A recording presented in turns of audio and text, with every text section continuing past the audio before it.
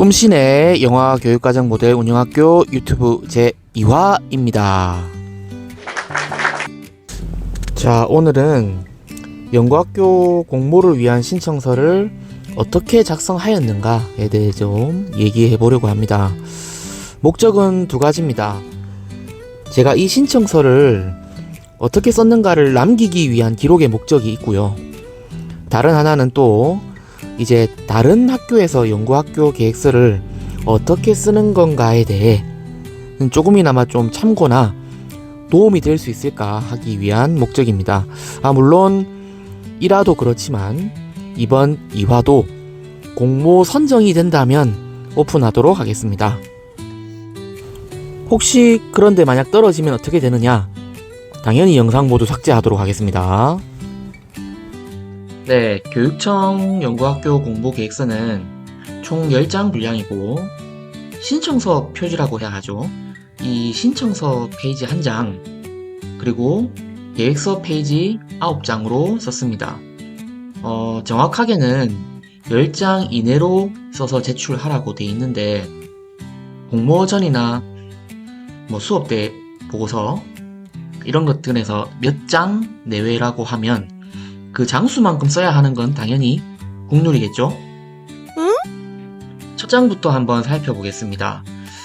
주요 내용으로는 학교 여건과 신청 사유, 그리고 학교 특색, 우수 사례 등을 쓰게 되어 있습니다.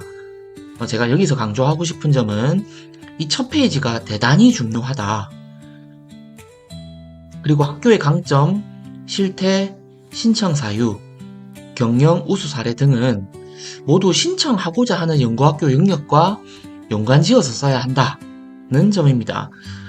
제가 생각할 때는 특히 강점 부분을 잘 서술하는 게 중요할 것 같고요. 저 같은 경우에는 1화에서 말씀드렸다시피 우리 거학초등학교가 공간 재구조화 사업을 통해 영화 교육을 할 수 있는 시설 인프라가 완비되어 있다는 점, 그리고 꾸준히 문화예술 분야에서 많은 교육을 해오고 있었다는 점 등을 강조하였습니다. 다음으로 실태는 우리 학교 학생들이 예술 교육이 필요하다는 관점에서 실태를 썼고 최근 몇 년간 연구학교를 운영하지 않았다는 점도 강조했습니다. 한마디로 호소하는 거죠. 아니 그러면 너희 연구학교 몇 년간 안 해봤으니까 잘 못하는 거 아니야? 라는 말로 들릴 수도 있겠지만 제 생각에는 절반 이상의 비율로 연구학교를 이제 선정해주는 형성평 차원에서 호소라는 것이 좀 더 효과적이지 않을까라는 생각에서 썼습니다. 학교 특색 우수 사례에서도 수많은 특색이 있겠지만 반드시 영화 교육을 할 수 있다는 관점에서 연관된 사례를 기입하는 것이 좋을 것 같습니다. 동일한 사실이라도 해석을 연관지어 하는 거죠. 하나 예를 들어 보겠습니다. 저희 학교는 올해 전문적 학습 공동체를 인성, 지역화 교육, 독서 교육, 교실 놀이 교육, 역사 교육 등의 주제로 실시하였습니다. 아니 영화 주제는 없는데 이게 연관된 실태냐? 로도 볼 수 있지만 이렇게 다양하고 재미있는 여러 주제로 할 만큼 동료 교사 간의 수업 나눔 문화가 형성되어 있다 라고 해석하는 거죠. Good. 소소하지만 하나만 더 붙인다면 교사 인원수에는 교장, 교감 선생님의 수를 빼야 합니다. 저는 처음에는 총교사 합에 교장, 교감 선생님 수도 넣었습니다. 근데 아니라 하더군요. 자, 이제 계획서 부분입니다. 전체적으로 쓰는 순서를 한번 생각해보면 제목을 일단 먼저 정하고 그리고 전체적인 목차를 정하고 그리고 9페이지라고 했으니까 목차마다 페이지 수를 할당하고 그리고 목차별로 글쓰기로 나눌 수 있을 것 같습니다. 개인차가 있겠지만 저는 그래도 글 쓰는 건 힘들지 않고 무섭지도 않은데 제목 정하기와 목차 정하기가 가장 힘들었습니다. 한마디로 처음 시작이 어려웠다는 거죠. 반대로 말하면 제목과 목차만 정해지면 그 다음은 거침없이 글을 썼다 라고 할 수 있습니다. 근데 이건 정말 개인차가 있다고 생각을 합니다. 하나씩 살펴보겠습니다. 첫 번째, 제목입니다. 제목을 정하는 것에 대해서 정해진 규정은 없습니다. 색다르게 도전이나 모험을 해도 되고 일반적으로 쓰는 제목을 써도 됩니다. 그런데 보통 연구학교나 연구대의 제목은 형식이 정해져 있습니다. 왜냐하면 연구이기 때문입니다. 연구라는 것은 조작 변인을 투입하여 종속 변인을 검증하는 데 있습니다. 따라서 제목도 조작 변인과 종속 변인이 반드시 드러나야 합니다. 그것이 모호하다면 안 좋은 제목이라고 저는 개인적으로 생각을 합니다. 그래서 글 쓰는 습관 사이지만 저는 조작 변인을 통한 종속 변인 함량이라는 이 형식을 좋아합니다. 그래서 제목을 이렇게 지었고요. 일단 영화교육과정 모델 개발이기 때문에 모델 또는 통한이라는 단어는 고정시켰습니다. 그러면 무슨 교육과정이냐? 네이밍을 해야 하는데 여기에는 제 생각에는 연구학교의 연구 내용이 조금 집약되어 있어야 한다고 생각을 합니다. 연구학교 운영 내용은 보통 세 가지로 나눌 수가 있는데 환경 조성, 실천, 일반화의 과정입니다. 이 세 가지를 영어 약어로 따서 네이밍을 하는 경우가 많습니다. 그런데 여기다가 우리가 지금 영화 교육과정이니까 무언가 약간 영화 제작소의 이름의 느낌을 좀 내고 싶었습니다. 그래서 꼭 시네라는 것을 좀 넣고 싶었고요. 그 CINE는 일단 나중에 어떻게든 세 가지 연구과제 첫 글자와 일치시키고자 생각했습니다. 자, 그러면 시네인데 무슨 시네냐? 제가 생각한 후보는 한 4개 정도 있었습니다. 첫 번째, 부산이니까 부시네. 두 번째, 학생들의 꿈을 키워주는 거니까 꿈시네. 그리고 동네니까 얼쑤시네. 지역적 특징이죠. 그리고 마지막으로 영화니까 레디 액션 시네. 이 4가지였습니다. 이 4가지 보관을 가지고 기획위원회에서 부장님들의 의견을 모아서 결국 꿈시네가 되었습니다.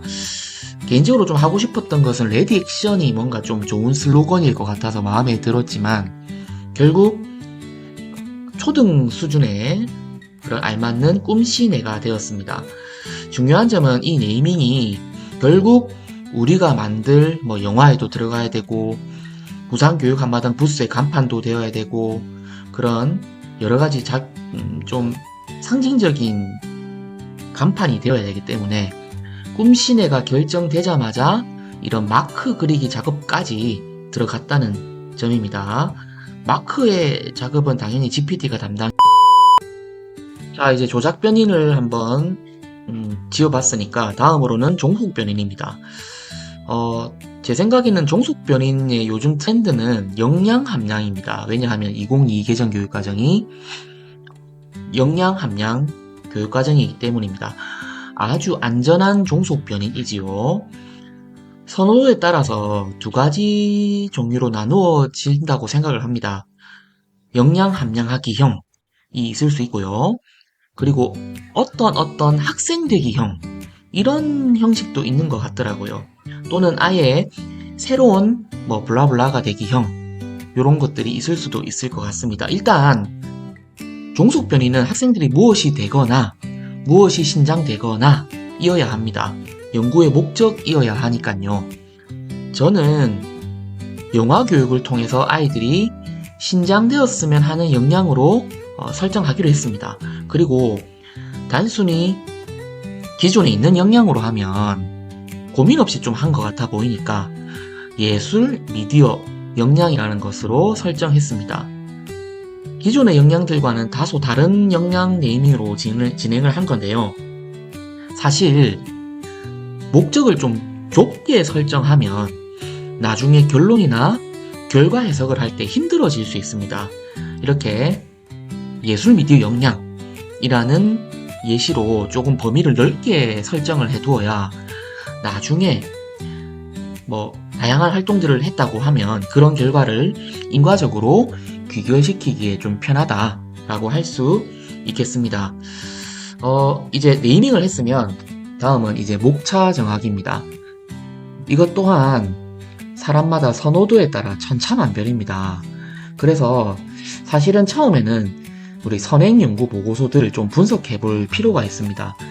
여러 가지 보고서를 보면서 내가 쓰고 싶은 내용들을 선별해서 나만의 목차를 정해놓는 것이 중요합니다.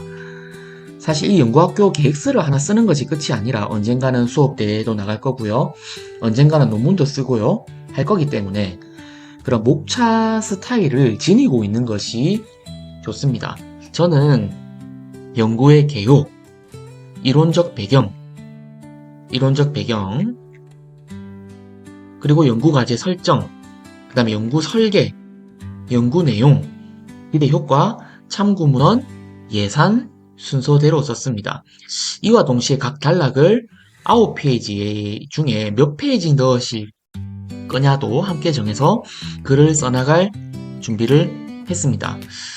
먼저 연구의 개요에는 연구의 필요성, 연구의 목적, 용어의 정의, 연구 범위의 4가지의 소제목으로 나누었습니다. 여기서 제가 생각할 때는 연구의 필요성과 용어의 정의가 대단히 중요하다라고 생각을 합니다. 먼저 연구의 필요성은 대략 흐름을 현재 사회 실태, 영화의 중요성, 그리고 현재 영화 교육이 안 되고 있다는 점, 그리고 영화 교육의 의의 네 문단으로 썼습니다. 사실 연구의 필요성은 계획서를 완료하는 날까지 계속 단어를 고쳤던 것 같습니다. 다음으로 용어의 정의입니다. 용어의 정의는 앞에서 네이밍한 꿈시네과 예술 미디어 역량이 대체 무엇인가를 정확하게 밝히는 것이 중요합니다. 이게 정말로 중요한데 앞으로 연구학교를 하는 2년 동안 너희는 대체 학생들에게 어떤 프로그램을 제공할 거고 어떤 것을 달성하려고 하는 거냐를 정의하는 것과 같기 때문입니다. 다음으로는 이론적 배경입니다. 이론적 배경은 3가지로 나누었는데요. 관련 이론 분석, 그리고 선행 연구 분석, 그리고 실태 분석, 요 3가지로 나누었습니다. 이 중에 저는 사실 늘 관련 이론 부분이 제가 논문을 쓸 때 가장 힘들어하는 부분이었습니다. 이 부분이 왜 어렵냐고 하면 실제로 진짜 제대로 쓰려고 하면 연구를 실시하는데 결과에 영향을 미칠 수 있는 것이 무엇인지를 예측해서 그 증거가 되는 이론을 써야 하기 때문입니다. 이게 어렵습니다. 결과에 결정적으로 영향을 미치는 것이 일단 무엇인지 잘 모르고요. 그리고 그것을 막 어렵게 상상했다 해도 그거에 증거가 되는 이론이 누가 어떤 책에 어떤 논문에 말했는지 참 찾을지도 막막합니다. 그래서 사실은 이런 연구를 하기 전에 많은 책과 논문을 찾아보는 것이 중요합니다. 그리고 사실 조금 편법적으로 거꾸로 하기도 해요.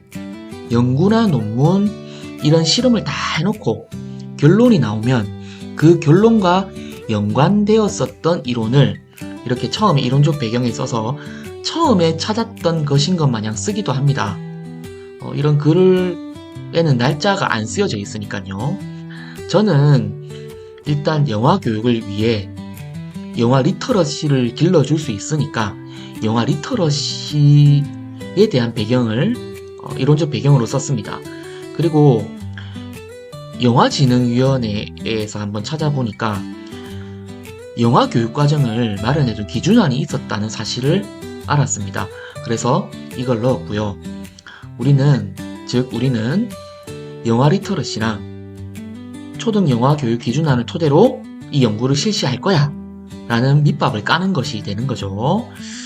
다음으로 선행연구는 이미 이전의 영화 교육을 주제로 연구학교를 운영한 사례를 대표적으로 5가지 찾아서 넣었습니다. 구글 또는 에듀넷, GPT를 통해 활용하면 비교적 쉽게 찾을 수 있었습니다. 다음으로 실태 분석은 우리 학교의 실태 분석을 하는 거죠.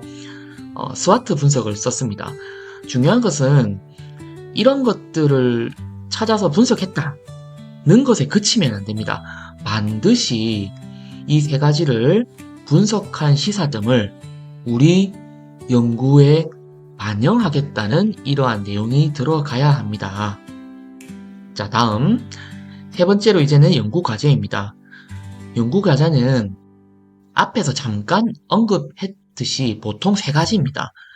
뭐 4가지, 5가지 다 될 수도 있는데 저는 그렇게 생각합니다. 4가지, 5가지를 넘으면 좀 힘들다고 생각합니다. 그만큼 해야 할 내용도 추가되고, 내용이 추가된다는 것은 검증, 평가할 대상도 늘어난다는 얘기지요. 어떤 교육을 학생에게 투입하고 효과를 검증하는 연구의 내용은 보통 3가지라고 생각을 합니다. 일단 틀을 살펴보면 교육의 환경을 조성하고, 교육을 실천하고, 그 교육 실천 내용을 평가하고 일반화하는 거죠. 저는 이 틀을 그대로 따랐습니다. 다만 그냥 표나 좀 글로만 나타내면 좀 심심할 것 같아서 이렇게 그래픽화하여 나타냈습니다. 자, 이렇게 연구과제를 설정하고 나면 다음은 연구 설계입니다. 여기서 중요한 포인트 한 가지는 연구 운영 조직입니다. 대부분 이 표는 그냥 형식적으로 쓰는 거 아니야? 하실 수도 있지만 진짜 선정되어서 정말 진행한다고 상상해보면 이 부서에 어떤 선생님들, 인물들을 적재적소에 배치하면 잘 될 수 있을까를 실제로 고민해보셔야 합니다.